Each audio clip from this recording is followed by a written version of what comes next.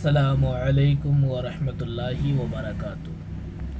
پیارے اسلامی بھائیوں، ماہ رمضان المبارک بہت ہی جلد ہمارے سامنے آنے والا ہے۔ اس مناسبت سے مسلم شریف کی ایک پیاری حدیث سماعت کریں۔ اس حدیث کے راوی حضرت ابو ہریرہ رضی اللہ تعالی عنہ ہیں۔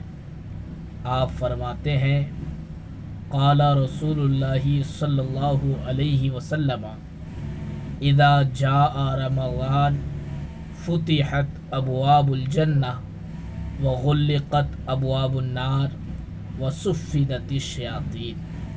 مصطفیٰ جان رحمت صلی اللہ علیہ وسلم ارشاد فرماتے ہیں، جب ماہ رمضان آتا ہے تو جنت کے دروازے کھول دیے جاتے ہیں اور جہنم کے دروازے بند کر دیے جاتے ہیں اور شیاطین مقید کر دیے جاتے ہیں۔